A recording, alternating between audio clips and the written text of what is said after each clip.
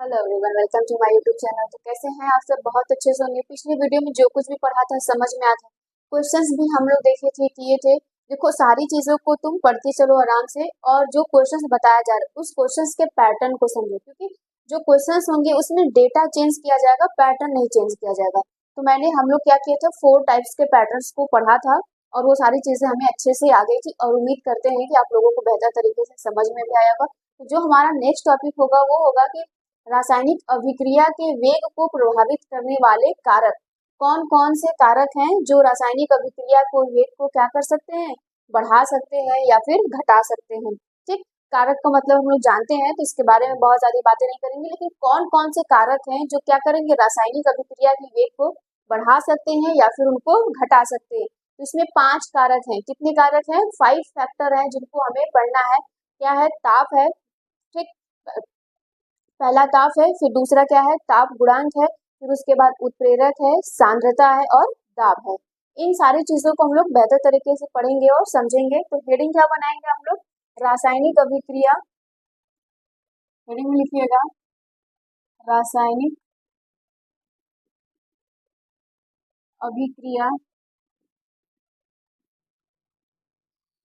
को प्रभावित करने वाले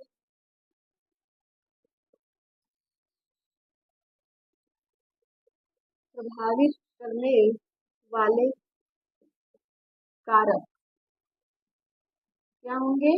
कारक। कौन कौन से कारक होंगे जो क्या करेंगे, रासायनिक अभिक्रिया को प्रभावित करेंगे। तो इनके बारे में हम लोग अब पढ़ते हैं।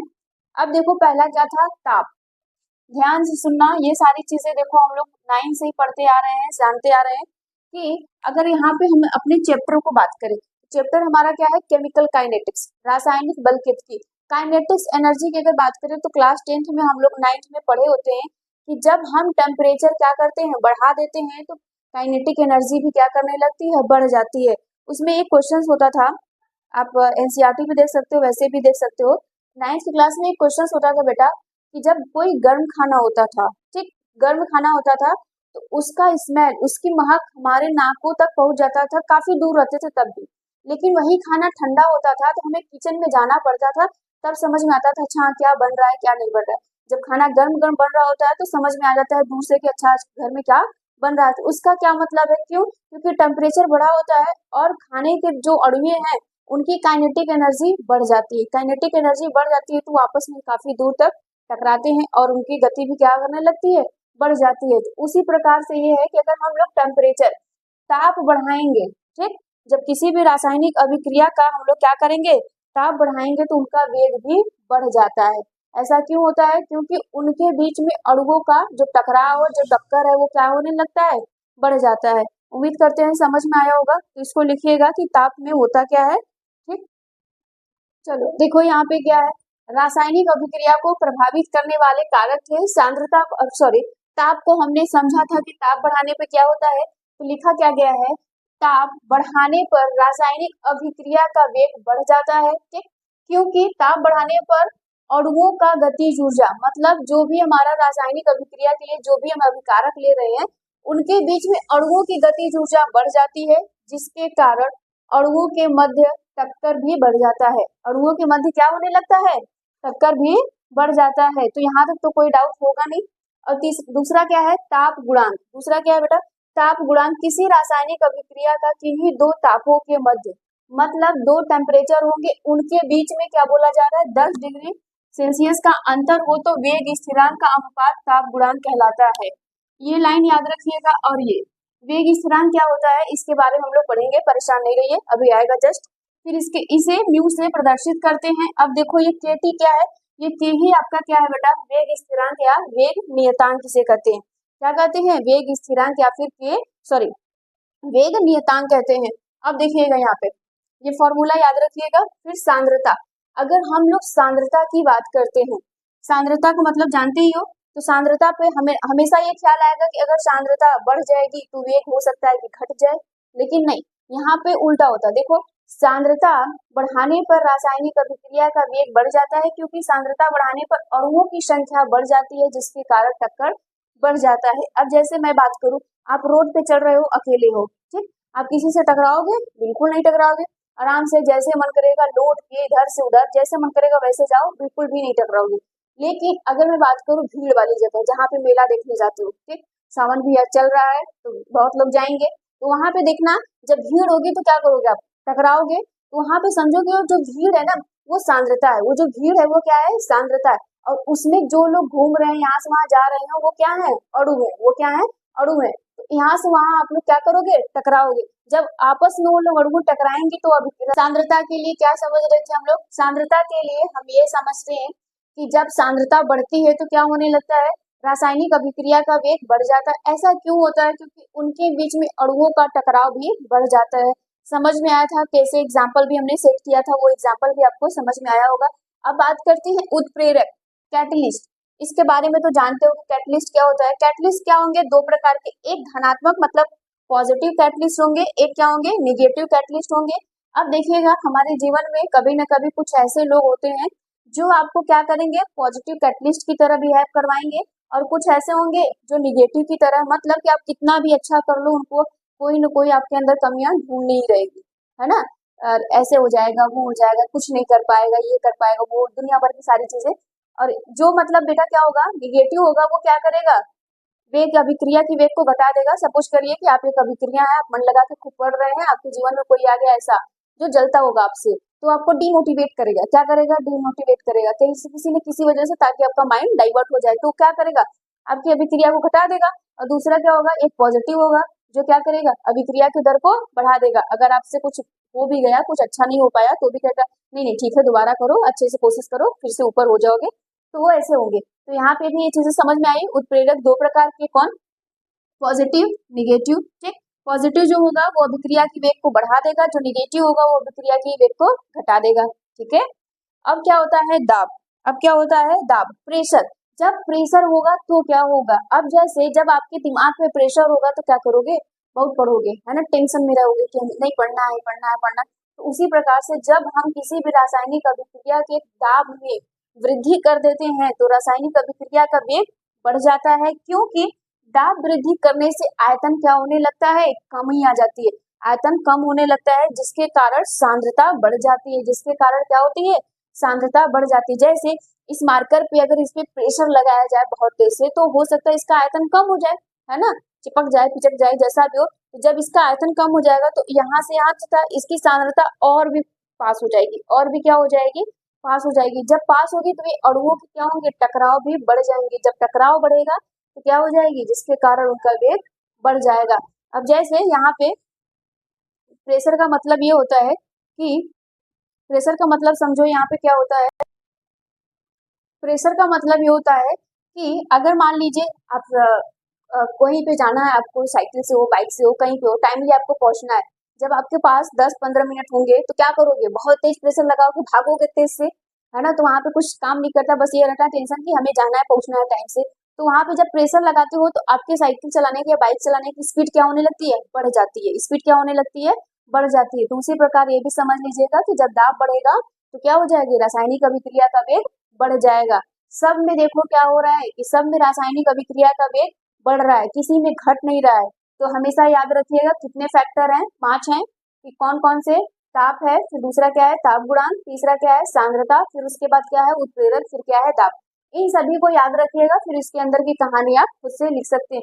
इसमें नोट वाली पॉइंट ये है कि ये जो चीज हमें देखा गया ना, ये प्रयोगात्मक देखा गया, मतलब प्रयोगों द्वारा, ठीक। तो यहाँ पर आप लिख लीजिएगा, इसके लिए आप क्या लिखेंगे, नोट करके या कहीं पर भी लिख लेना, प्रयोगों द्वारा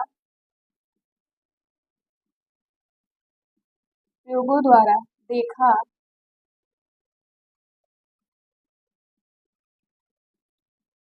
गया है कि, प्रयोगों द्वारा देखा गया है कि 10 डिग्री सेल्सियस ताप बढ़ाने पर 10 डिग्री सेल्सियस ताप बढ़ाने पर वेग 2 या मतलब 2-3 गुना बढ़ जाता है, ठीक है। ये प्रयोगों द्वारा देखा गया है कि जब हम लोग क्या करते हैं, ताप में डिफरेंट करते हैं, 10 डिग्री सेल्सियस ताप को बढ़ा देते हैं, तो वेग क्या होता है, 2 या 3 गुना इनका बढ़ जाता है। ये चीज याद रखिएगा। तो उम्मीद करते हैं ये समझ में आया होगा। इतना नोट कर लीजिए। देखो यहाँ से क्वेश्चंस कैसे पूछे जाते हैं। क्वेश्चंस पूछ लिया जाएगा डायरेक्ट आपसे कि रासायनिक अभिक्रिया के वेग को प्रभावित करने वाले कारक लिखो, या फिर पूछ लिया जाएगा कि रासायनिक अभिक्रिया को प्रभावित करने वाले कारक में दाब, दाब का क्या काम है ना, दाब का क्या काम है। तो किसी एक पे भी पूछ सकता है, किसी पूरे को भी पूछ सकता है। तो ओवरऑल ये कहने का मतलब है कि आप इसको पूरे अच्छे से नोट कर लो और इसको समझ लो, याद भी कर लो। ठीक, नोट कर लो यहाँ तक। अब देखिए कुछ इस प्रकार से क्वेश्चंस पूछे गए हैं। किसी भी पदार्थ की क्रिया करने की दर निर्भर करता है, किस पे निर्भर करता है। अगर आप लोग बहुत अच्छे से पढ़े होंगे तो आपको ऑप्शन देख के पता चल गया होगा कि कौन सा ऑप्शन राइट होगा। ठीक, तो यहाँ पर हम लोग क्या करते थे, देखो ये सब चीजें तो अभी तक हमने पढ़ा नहीं इस चैप्टर में। अणु भार पे, परमाणु भार पे या तुल्यांक भार पे ये चीज नहीं पढ़ा, लेकिन सक्रिय द्रव्यमान पढ़ा है ना। तो हम लोग ये जानते थे कि किसी भी रासायनिक अभिक्रिया करने की जो दर है वो किस पे निर्भर करती है, सक्रिय द्रव्यमान पे। तो ऐसे ही क्वेश्चंस आपसे ऑब्जेक्टिव में भी पूछे जाएंगे। अब देखिए लॉन्ग टाइप में क्वेश्चंस कैसे पूछे गए हैं इस टॉपिक से जो अभी पढ़ा है आपने। क्रिया को प्रभावित करने वाले कारक लिखिए, मतलब रासायनिक अभिक्रिया को वेग को प्रभावित करने वाले कारक को लिखिए। कौन कौन से कारक है वो लिखिए। उस 5 कारक में से या तो पूरा पूछेगा लॉन्ग में, या फिर हो सकता है 1-2 कारक आपसे पूछे। तो आपके पास जितने नंबर से क्वेश्चंस आए उसके हिसाब से आपको आंसर देने हैं। अब नेक्स्ट हमारा जो टॉपिक होगा वो होगा द्रव्य अनुपाती क्रिया का नियम। तो हेडिंग क्या बनाएंगे, द्रव अनुपाती क्रिया का नियम। ठीक, द्रव अनुपाती क्रिया नियम ऐसे कर लो, क्रिया नियम कर लो, क्रिया नियम। अब इसको समझो, ये क्लास 11th में आप लोग पढ़े होंगे। ठीक है, कक्षा 11वीं क्लास में आपको पढ़ाया गया होगा कि ये सब होता क्या है। द्रव अनुपाती नियम का मतलब यहाँ पे ध्यान से समझो। जैसे चलो हम लोग क्या करते हैं, एक रिएक्शन लिख लेते हैं। ठीक, अभिक्रिया लिख लेते हैं, उसका समीकरण ए है। कुछ इस प्रकार से हम लोग क्या करते हैं, इसकी अभिक्रिया की समीकरण को लिखते हैं। यहाँ पे आपका क्या बना रहा है, उत्पाद है, कोई भी प्रोडक्ट होगा। ठीक, अब इसका क्या होगा कि हम लोग क्या करेंगे, इसका द्रव अनुपातिक क्रिया का नियम लिखेंगे। क्या लिखेंगे, क्रिया का नियम। जब हम लोग इसकी वेग या दर को लिखेंगे, बेटा ध्यान से देखिएगा, इसको समझिएगा, ये सब आप चीजें पढ़ चुके हैं। जब इसका हम लोग वेग क्रिया लिखते हैं तो क्या होता है, समानुपाती। क्या होता है, समानुपाती का साइन लगाइए। अब जो चीज दिया है गया, ये ए दिया गया है, इसको ब्रैकेट में रखिए और इसके पहले जो भी कोफिशिएंट नंबर दिया गया है ये इसको क्या कर दीजिए, इस खोपड़ी पर रख दीजिए, मतलब इसके घात पे रख दीजिए। और यहाँ पे क्या है, बी है, क्या है, बी है। अब ये बी के लिए क्या होगा, यहाँ पे बी रख दीजिए। ठीक, इतनी सारी चीजें तो आप लोगों ने पढ़ी होगी। फिर इसके बाद अगर हम लोग ध्यान से देखें तो ये क्या होता है, आर होता है, अभी पढ़े हैं। आर भी बराबर लिख सकते हो बेटा, कुछ इस प्रकार से आपका हो जाएगा यहाँ पे। इसमें कोई टफ नहीं है, बस आराम आराम से समझिएगा। अब आपको पता है कि जब हम लोग कोई भी समानुपाती हटाते हैं तो क्या आता है, कांस्टेंट आता है। क्या आता है, कांस्टेंट आता है। तो आप यहाँ पे क्या लगा दो, कांस्टेंट के लिए के लगा दो। क्या लगा दो, कांस्टेंट के लिए के लगा दो यहाँ पे। अब देखो यहाँ पे समझो, सवाल ये आ रहा है कि ये के क्या है। तो के क्या है, यहाँ पे वेग स्थिरांक है। क्या है, वेग स्थिरांक, या जिसे हम लोग के सॉरी वेग नियतांक भी कहते हैं। परेशान नहीं रहो, अब इसका समय आ गया है, अब पढ़ेंगे, अब इसको जानेंगे कि क्या होता है। फिलहाल अभी के लिए क्या करिए, इतना ये समझते रहिए। इस प्रकार से हम लोग क्या करते थे, क्लास 11th में इतनी सारी चीजें हम लोग पढ़े थे, जाने थे। हाँ या ना बोलो जल्दी से, अगर पढ़े हो तो कमेंट में यस करना। ठीक, इतना ये सारी चीजें हम लोग क्या होते हैं कि पढ़े रहते हैं। अब हमारा नेक्स्ट टॉपिक आता है जो हम लोग यहाँ पे पढ़ेंगे, वो क्या होता है। ठीक, अब बात करते हैं उसकी कि हम लोग क्या पढ़ेंगे। तो अब यहाँ पे नेक्स्ट हेडिंग आप लोग बनाइएगा, अभिक्रिया का वेग। अभिक्रिया का वेग के लिए समझिएगा, चलिए हम इस प्रकार से यहाँ पे बना देते हैं। ठीक, आप लोग अपने हिसाब से सीरीज वाइज लिखिएगा। तो यहाँ पे लिखेंगे, हेडिंग बनाएंगे अभिक्रिया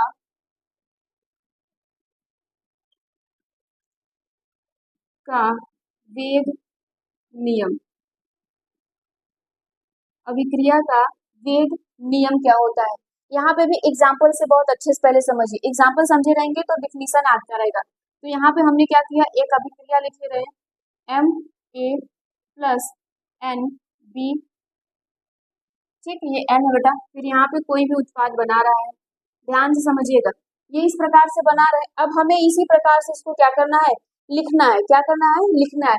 लेकिन यहाँ पे ध्यान दीजिए, हम लोग क्या करेंगे, आर, दर लिखना है तो आर कर दो, ठीक, डायरेक्टली प्रोपोर्शनल लगा दो। अब बता दो यहाँ पे क्या होगा, आपके मन में यही सवाल आएगा कि इसके जो खोपड़ी पर है एम लिखना चाहिए, नहीं, आप यहाँ पे एक्स लिख दो, कोई दिक्कत नहीं है, ठीक, समझो अभी।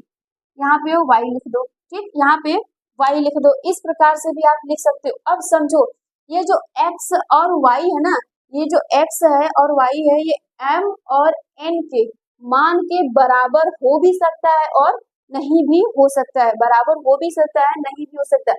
सपोज करो, जैसे ए जो है, ए क्या है, एक राम नाम का बालक है, ए का नाम क्या है, राम है, और बी का नाम श्याम है, ठीक, बी का नाम क्या है बेटा, श्याम है। इस प्रकार से हम लोग समझते हैं। मान लीजिए आर, आर से ये लोग राजस्थान जा रहे हैं, कहाँ जा रहे हैं, घूमने के लिए, राजस्थान, ठीक, कहाँ जा रहे हैं बेटा, ये लोग घूमने के लिए राजस्थान जा रहे हैं। अब समझिए ये था, तो ये क्या करेगा, ए भी अपना कुछ पैसा लगाएगा। मान लीजिए कि ए जो है उसकी कमाई क्या है, एक्स है, और जो बी की कमाई है वो वाई है। ये दोनों भी क्या करेंगे, घूमने के लिए आपस में क्या करेंगे, कुछ ना कुछ चंदा लगाएंगे। जैसे आप लोग सुने होंगे कि जब कई लोग सारे जाते हैं तो आपस में चंदा लगाते हैं, जाते हैं, तो वहां पे क्या होगा, ये भी अपना कुछ लगाएगा, ये भी अपना कुछ लगाएगा। अब यही चीज बोला जा रहा है कि बेटा ये जो मान है ना, ये इसके बराबर हो भी सकता है और नहीं भी हो सकता है, हो भी सकता है और नहीं भी हो सकता है। मतलब जरूरी नहीं है कि जो जितना कमा रहा है वो उतना पूरा चंदा में दे दे, ठीक, उसकी आवश्यकता के अनुसार वो जितना हो सकेगा उतना देगा। तो वही चीज बोला जा रहा है कि मान बराबर हो भी सकता है और नहीं भी हो सकता है, इस प्रकार से लिखा जाएगा। तो आप इसके लिए परेशान नहीं रहना। और यही जो है ना, जो ये इसके जो ऊपर एक हाथ है बेटा, यही आपकी निर्भर करेगी कि अभिक्रिया की कोटि कौन सी है, अभिक्रिया की कोटि कौन सी है। तो यहाँ तक उम्मीद करते हैं कि आपको समझ में आया होगा। आप चाहो तो लिख भी सकते हो कि x और y का जो मान है वो m और n के बराबर हो भी सकता है और नहीं भी हो सकता है। तो इसका डिफिनीशन क्या बनेगा, चलिए पहले उसके डिफिनीशन को लिखते हैं, फिर आगे की चीजों को समझते हैं, ठीक। डिफिनीशन लिखिएगा। अब ध्यान से समझिए, डिफिनीशन में क्या बोला गया है, वेग नियम वह समीकरण होता है जो कि किसी भी रासायनिक अभिक्रिया की वेग का प्रायोगिक निर्भरता अभिकारक की सांद्रता पर है। मतलब इसने इनडायरेक्टली आपको क्या किया, सांद्रता किसकी, अभिकारक की सांद्रता पर इसने डिपेंड करवा दिया, ठीक है। यहाँ तक तो कोई दिक्कत नहीं होगा। आप इसके लिए भी क्या कर सकते हो, लिख सकते हो। आपको अगर लिखना है तो यहाँ पे लिख लेना, एक्स वाई का मान, y का मान m तथा n के बराबर हो भी सकता है और हो भी सकता है और नहीं भी हो सकता है, ठीक। यहाँ पे वही चीज बोला गया है कि एक्स वाई का जो मान है वो m और n के बराबर हो भी सकता है और नहीं भी हो सकता है। तो ये सारी चीजें हैं जिनके बारे में आपको पढ़ना था, इसको याद भी कर लीजिएगा, ठीक। यहाँ तक तो समझ में आ गया होगा।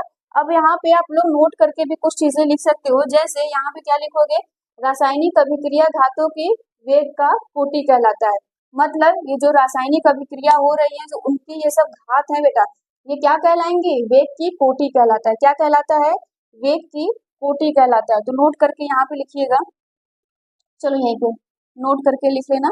अब अपने से नोट्स में किस प्रकार से बनाना है उस प्रकार से बना लीजिएगा। पहले इसको लिखिएगा, फिर क्या करिएगा, उसको लिख लीजिएगा। डिफिनीशन मन करेगा तो पहले डिफिनीशन, फिर ये आपको जैसे सही लगे वैसे, ठीक। नोट में आप क्या लिखोगे, रासायनिक अभिक्रिया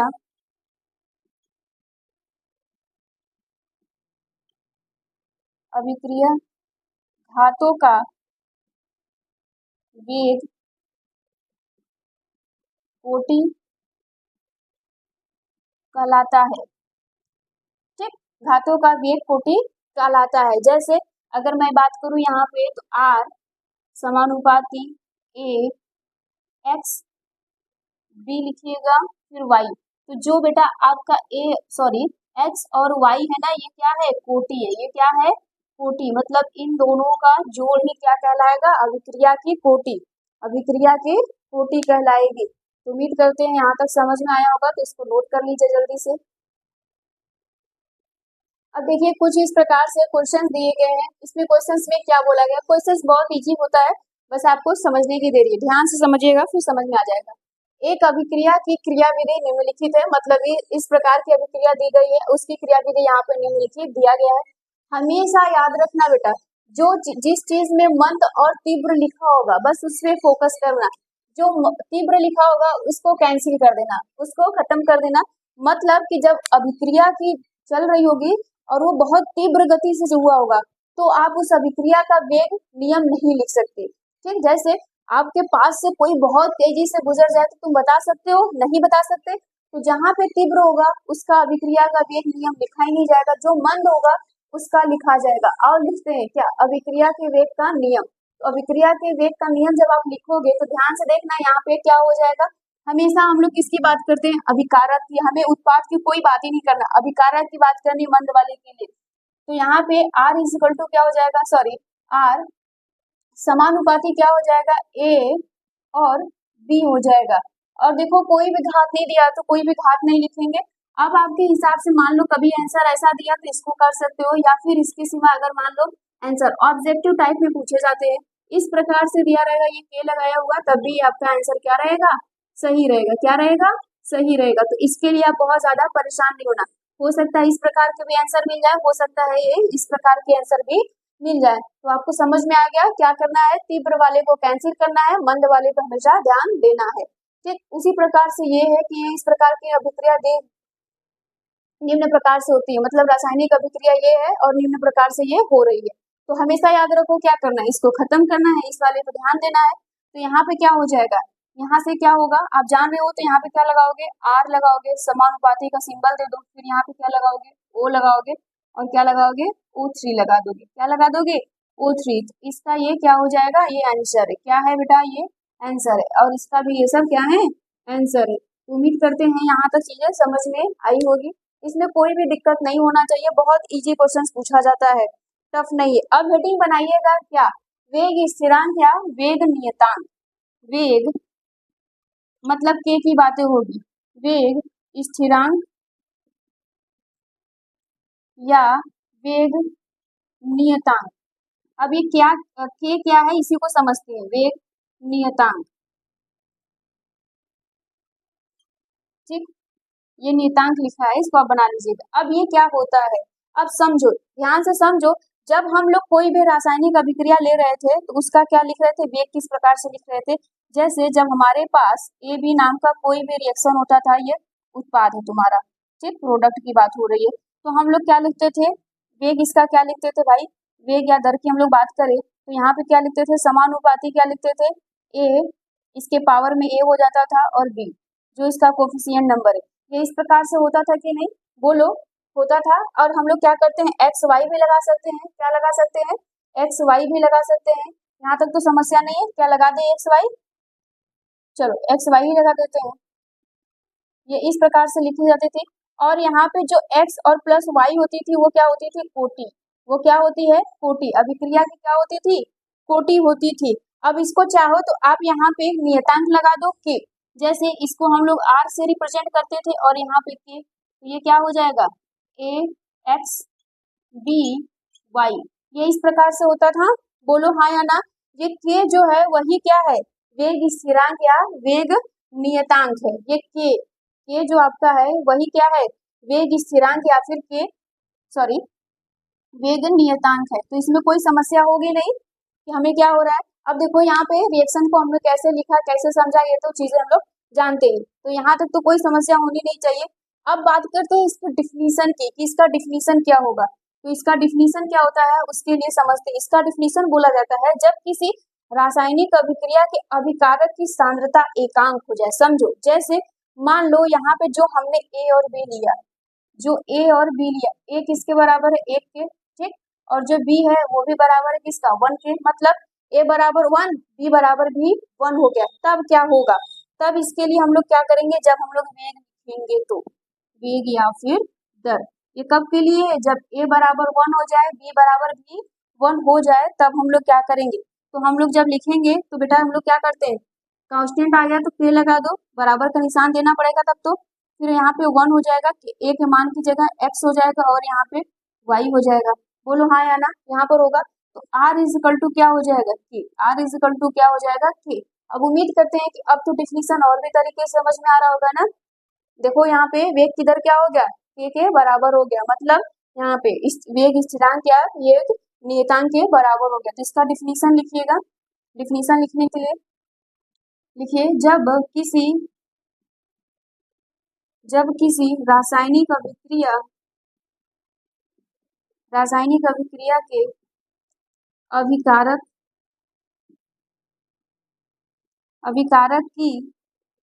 अभिकारकों का सांद्रता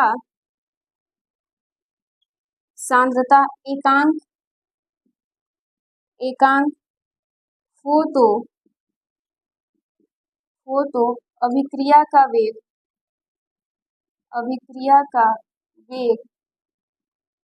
स्थिरांक कहलाता है।